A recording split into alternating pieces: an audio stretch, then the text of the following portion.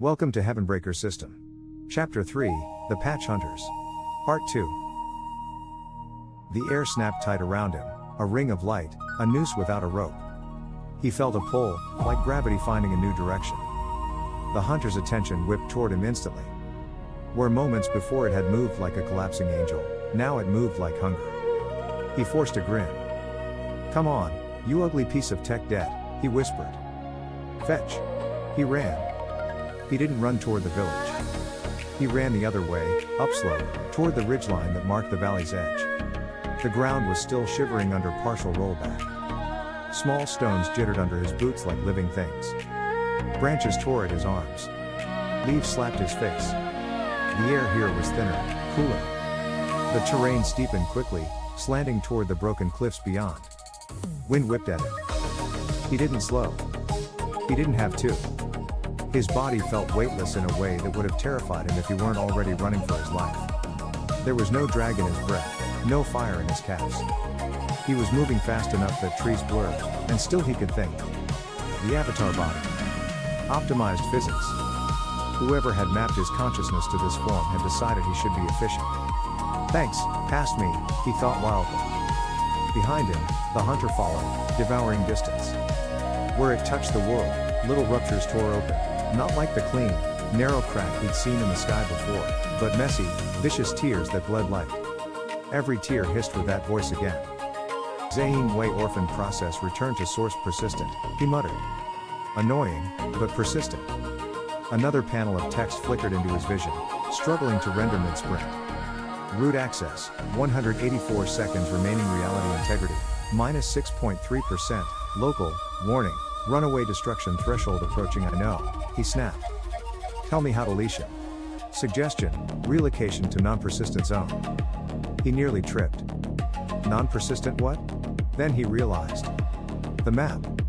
The world build. When they'd architected Nine Cloud Realm, they'd divided the world into persistent zones, stabilized regions designed to store long-term player impact, and non-persistent zones, test regions that could be wiped and reloaded without consequence. Tutorial dungeons. Instanced battlefields. Sky Islands. Sky Islands. He skidded to a halt near the ridgeline, chest heaving, eyes scanning the eastern horizon. The valley below ended in a sheer drop. Beyond it stretched open air and, in the distance, layers of cloud like a sea. And there, barely visible through the thinning mist, floated a shape. It hung in the air like a piece of old architecture ripped from a mountain. Stone pathways, banners, scaffolds, market stalls clinging to nothing, staircases leading nowhere. Lanterns burned along its edges and tailbone. He'd helped design that zone as a joke during an overnight sprint. The Sky Market. It wasn't supposed to unlock until level 20. Of course, he breathed. Of course you're still here. The hunter crashed through the tree line behind him, trees splintering in all directions. Its form had warped further in the chase. It now stood 3 times his height, more tendril than limb, its once smooth surface crawling with fractal lines of living command text. It didn't even pretend to be human anymore. It radiated purpose. Target fixed, it intoned. Preparing extraction. Yeah? He said. Extract this. He flung his left hand out toward the open air. Emergency instance call, Sky Market. Force load. Bind to anomaly. Anchor link. Me. For a heartbeat, nothing. Then the cliff edge tore open. It wasn't stone breaking. It was reality parting along a seam and peeling back. Beyond it, the Sky Market rushed toward him like a summoned memory. He grabbed onto that pole and threw himself forward. He felt the instant the system caught him, a lurch, like missing a step on a staircase in the dark, followed by weightlessness. The world behind him flickered, dimmed, and then cut like a severed feed. The air in front of him slammed cold, bright, and thin. Then he was standing on a floating platform of worn, ancient stone. Wind howled past. Lanterns rattled on swaying lines.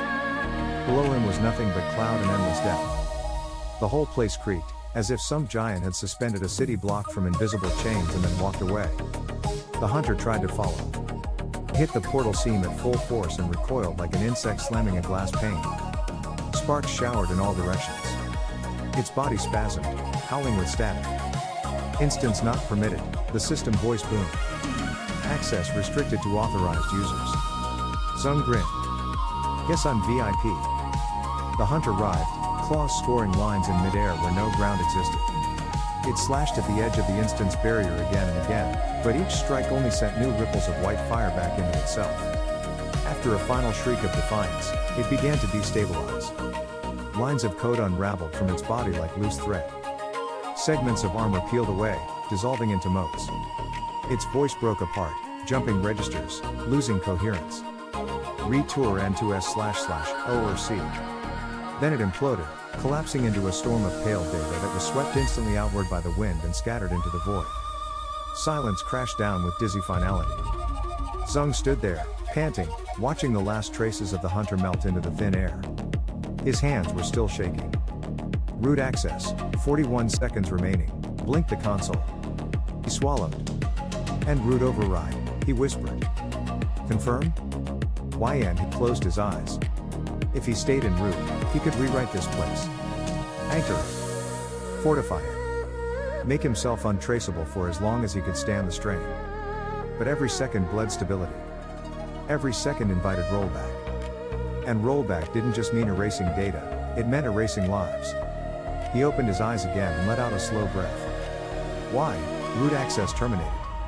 Reality integrity, local, stabilizing. The air shifted around him as authority slid out of his bones like cooling metal. For a moment he felt hollow, abruptly, unsteadily human. And then he felt pain. It hit late, like an invoice from the body he hadn't technically earned. His knees nearly buckled. His chest burned with the echo of running that body shouldn't have been capable of. His head pounded with the afterimage of code, like he'd stared into the sun too long and the world hadn't fully reconstituted yet. He staggered to a low stone wall and leaned hard on it. Okay, he panted. Okay. That could have gone worse. I think. Possibly. The sky market creaked around him. It was quiet, mostly. Not dead quiet. The place had presence the way an old ship does, a sense of weight and memory buried in every rope and plank. Tattered prayer flags snapped in the wind, strung between leaning poles. Clay stalls, their awnings frayed and faded, lined a curved walkway that wound along the platform's rim and disappeared around a bend. Lanterns bobbed on invisible currents, casting lilac halos. It should have been bustling with NPC merchants, mid-level cultivators, contraband charm sellers, shady talisman scribes. In the live design dock, this place was meant to be a neutral market floating between sect jurisdictions, a pocket of commerce literally above the law. Now it was empty. Almost. A soft chime sounded at his back. He turned slowly. At first he saw nothing. Then, from the shadow of a stall, something small and white padded into view. It was low to the ground, light on its paws. A fox, he thought at first, but not quite. The fur was too clean, almost luminous, and its eyes were not animal eyes. They were bright gold, with a slitted pupil that widened when it met his gaze. It stopped a few paces away and sat neatly, tail curling around its feet in a perfect loop. He blinked. Hello? The knot fox tilted its head. Another soft chime. A text panel appeared, but unlike the system warnings, this one was gentle, almost playful. Companion available. Entity class, unstable familiar. Contract? YN Zeng stared. Oh, he whispered. Oh, that's not fair. You can't hit me with a pet unlock after an existential crisis. The creature blinked slowly, as if bored. He crouched, wincing as muscles complained. Too friendly? Or are you secretly going to eat my face? The knot fox let out a small noise, halfway between a chirp and a sneeze, and trotted forward to bump its head, very firmly, against his knee. He laughed, startled. It felt solid. Warm. Okay, he said, smile tugging helplessly at the corner of his mouth. Fine. Yes. He thought it. Yes. Contract accepted. Familiar link established. Name this companion. He froze. The name arrived without his permission, from some place both old and immediate. Bite, he said softly. The familiar flicked its tail, satisfied. For a heartbeat, the ache in his chest was unbearable. Bite had been the goldfish he kept for 6 months in a cheap plastic tank by his desk, the only living thing that had shared that apartment with him. He'd fed it between bug reports. Talked to it when he couldn't talk to anyone else. Had died quietly one night while he was still at the office. He'd come home to still water and an empty surface. He hadn't replaced it. Now Bite hopped lightly onto his lap, curled into a tight crescent of white fur, and went to sleep. Zeng swallowed hard. "Okay," he whispered. "Okay. You can stay." He let one hand rest on the warm, living weight. Wind moved across the sky market. Lanterns clicked together on their lines. Far below, the clouds rolled and broke and rolled again over an endless drop. For the first time since he woke in this world, he felt not just terror or adrenaline, but something else. Not safety. Not yet. Direction. He looked out into the empty air and said quietly, "This can't just be about me." A pause. Then, softer, almost as if answering him from a long distance, "It-isn't." He sat up sharply. "Ling?" No answer. But the voice hadn't been system flat this time. It had been warmer. Human. He exhaled slowly. "Right," he said. "Next objective. Step 1, survive being hunted by divine firmware. Step 2, stop the rollback from erasing an entire village. Step 3, figure out why the world is carving my code into stone like scripture. Step 4, yell at Shu Ling if she is actually still alive." He looked down at Bite, who snored softly without apology. "And step 5, he added, pretend I have a plan." Bite twitched an ear, unimpressed. Zeng leaned back against the stone, staring up into the fractured sky.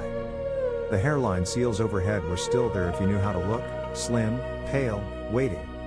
The heaven patch hadn't given up. It had just escalated. He rubbed his face with both hands. "I can't stay here," he murmured. "If I stay, it'll keep sending hunters like that. Stronger ones. Eventually it'll crack the instance and bring rollback with it." His mind flashed back to Tianling, Madame Shen's lined face, Yun's steady hands, the little girl clutching her clay charm. Not data. Not props. People. People living inside something that had never been meant to be lived in. "I can't bring that down on them." Bite opened one eye. "Don't give me that look," he said softly. "I know what you're going to say. You were not a hero. I'm aware." The familiar yawned. He huffed a tired laugh. "Right," he said. "So, we're agreed. We leave the village.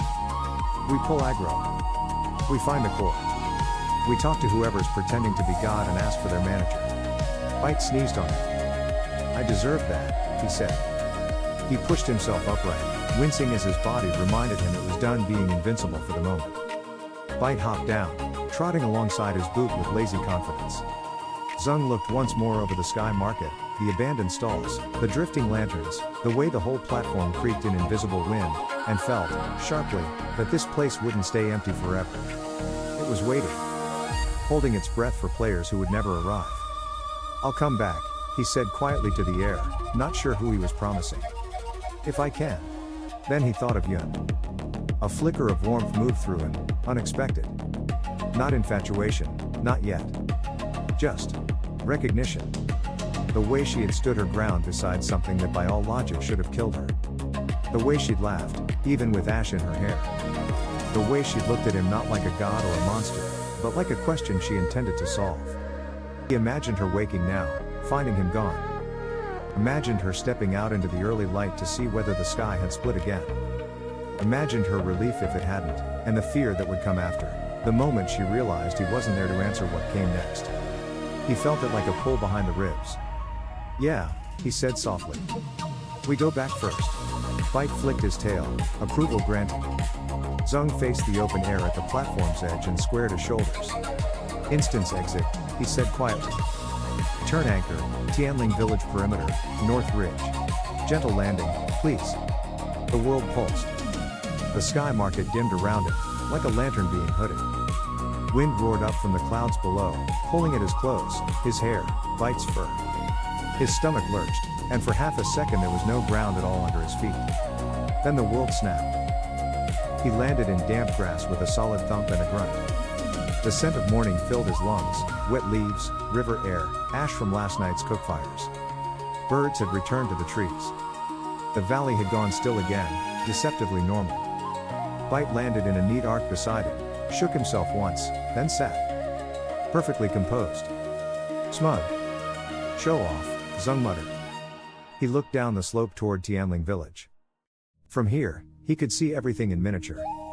The curved arc of the patties, shining like mirrors.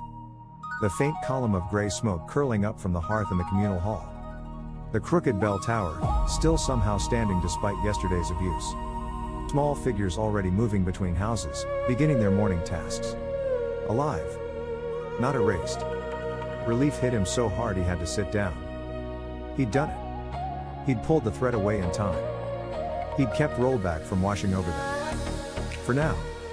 A figure broke from the village and jogged uphill toward him, skirts gathered in one hand. Long hair. Staff in the other. Moving fast. Yun.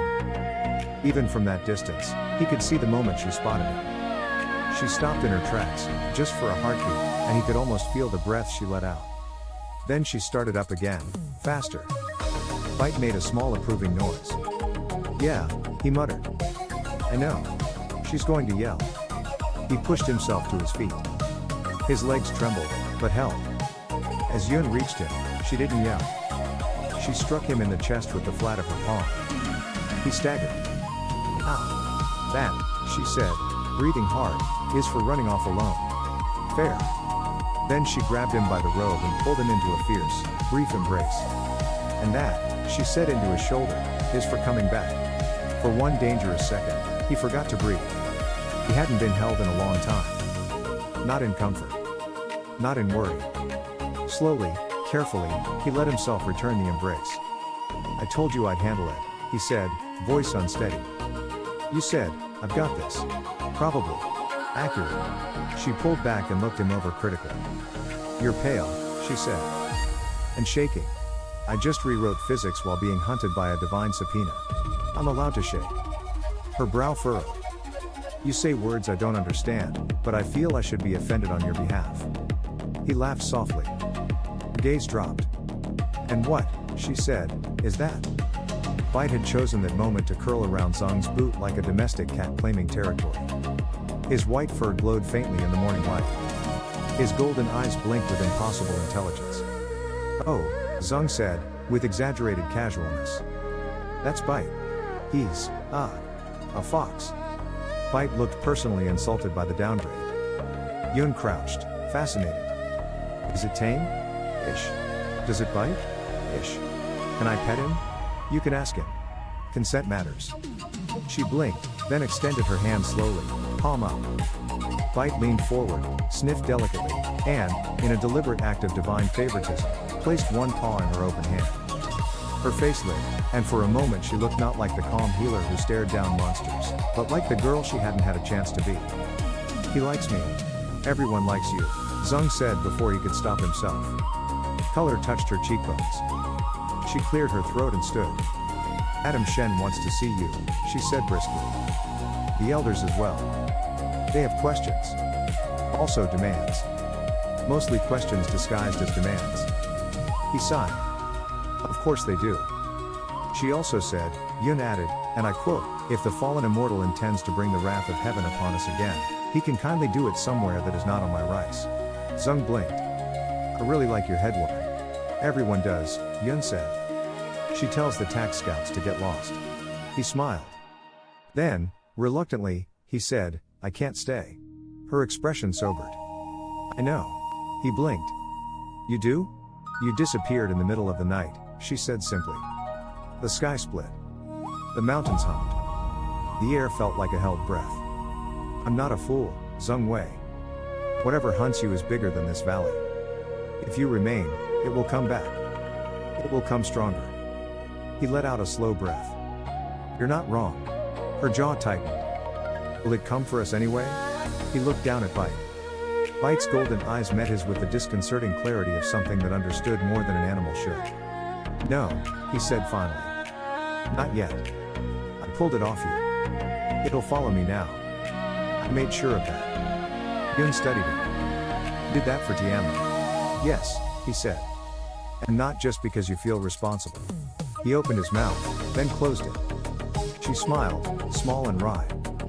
You talk like a liar, she said, but you act like someone trying very hard not to be. He huffed a laugh. That's the nicest insult I've ever gotten. The smile faded. Will you come back? He almost said, I don't know. Instead, what came out was, try and stop me. Something in her posture eased, just a fraction. She nodded. And I'll wait. Dangerous sentence, he thought, pulse flickering. Out loud, he said, lightly, don't. I'm extremely unreliable. I've noticed, she said. They stood there a beat too long, staring at each other in the pale morning light while Bite, bored, began to dig a shallow and entirely unnecessary hole. Finally he cleared his throat. I should probably go before Madame Shen drafts me into local government. That would be wise, Yun said solemnly.